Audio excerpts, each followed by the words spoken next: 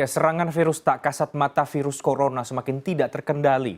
Berbagai upaya telah dilakukan pemerintah, tapi faktanya penyebaran dan penambahan kasus masih terjadi, bahkan menembus angka 1 juta per hari ini. Di sisi lain, pemerintah telah menghadirkan vaksin dan program vaksinasi yang terus berjalan.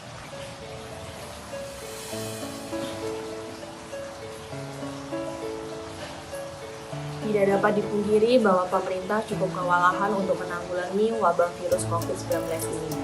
Kita sebagai masyarakat yang baik harus selalu menerapkan dan mematuhi kebijakan pemerintah untuk menanggulangi wabah ini. Dan jangan pernah lupa untuk selalu menerapkan protokol kesehatan dengan baik. 3M, mencuci tangan, menjaga jarak, dan memakai masker. Saya Taruna Politeknik Imigrasi tingkat 3, nama Ayuni Durswanti, siap melakukan protokol kesehatan dengan baik. Pemerintah meminta warga jangan panik saat aturan pemberlakuan pembatasan kegiatan masyarakat atau PPKM mulai diterapkan tanggal 11 Januari. Ketua Komite Penanganan COVID-19 dan Pemulihan Ekonomi Nasional Erlangga Hartarto mengatakan, langkah yang diambil pemerintah adalah pembatasan bukan penghentian kegiatan masyarakat. PPKM yang diterapkan pemerintah menyasar kegiatan masyarakat secara terbatas dan berbasis pada kota dan kabupaten, bukan keseluruhan provinsi Jawa dan Bali. Sekali lagi, ini adalah pembatasan, bukan pelarangan. Sehingga tentu kita juga mendorong bahwa mobilitas, kalau tidak perlu ya di rumah. Tidak perlu berpelesir, karena pelesir itu tempat-tempat umum itu ditutup semua. Jadi tentunya kita hanya yang esensial saja, yang diperlukan saja, dan publik transportasi juga tetap akan beroperasi. Di masa pandemi ini, banyak cara yang dilakukan pemerintah untuk menanggulangi penyebaran wabah virus COVID ini. Akan tetapi, masih banyak masyarakat yang kurang peduli akan kebijakan pemerintah tersebut. Baru-baru ini, pemerintah menerapkan kebijakan baru yang disebut PPKM Jawa Bali.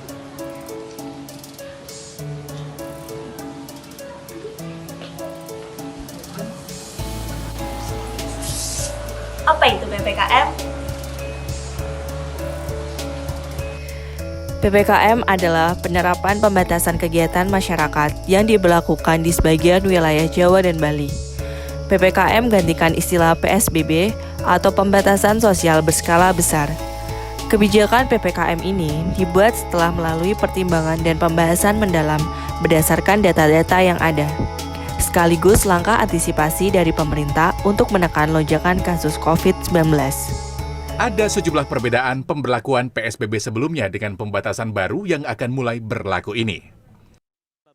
Pertama, jika PSBB inisiatif awal dari pengajuan pemerintah daerah, dalam pembatasan baru ini merupakan inisiatif dari pemerintah pusat. Inisiatif pemerintah pusat berupa pemberian kriteria awal terhadap daerah-daerah untuk dilakukan pembatasan. Daerah yang masuk dalam kriteria itu harus menerapkan pembatasan baru. Kriteria tersebut yaitu dilihat dari tingkat kematian, tingkat kesembuhan, tingkat kasus aktif, dan keterisian rumah sakit untuk ICU dan isolasi. Dalam PSBB, semua kegiatan perkantoran dihentikan kecuali sektor esensial. Namun, pada pembatasan baru, penerapan sistem work from home di perkantoran 75%, sementara sektor esensial tetap beroperasi 100% dengan pengaturan jam operasional, kapasitas, dan menjaga protokol kesehatan. Untuk pasar dan pusat perbelanjaan dalam pembatasan baru ini akan dibuka sampai pukul 19 waktu Indonesia Barat. Makan dan minum di tempat maksimal 25%. Dan pemesanan makanan take away dan delivery diizinkan. Sebelumnya, dalam aturan PSBB pasar dan pusat perbelanjaan dibuka khusus untuk pemenuhan kebutuhan pokok dan sehari-hari. Rumah ibadah akan diberlakukan pembatasan kapasitas 50% dengan protokol kesehatan yang lebih ketat. Kegiatan fasilitas umum akan dihentikan sementara, sedangkan pada PSBB ditutup dan tidak boleh ada kegiatan berkumpul lebih dari 5 orang. Untuk moda transportasi dalam PSBB, ganjil genap tidak berlaku. Kendaraan pribadi dibatasi 50% kapasitas penumpang, maksimal 50% penumpang angkutan umum, taksi dan kendaraan rental, ojek tidak boleh mengangkut penumpang, sementara dalam pembatasan baru, aturan transportasi diatur secara ketat dengan ketentuan akan diatur lebih jauh. Adapun dalam pembatasan baru untuk kegiatan konstruksi masih sama seperti PSBB, yaitu beroperasi 100%. Dan kegiatan belajar mengajar juga masih dilakukan secara daring. Straight. Pertama, sebagai opsi pengganti PSBB sebagai bentuk mengurangi potensi penyebaran virus COVID-19.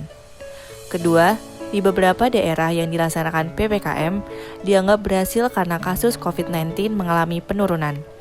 Bisa dilihat pada beberapa daerah di Jawa Tengah, contohnya Kabupaten Pati. Weakness.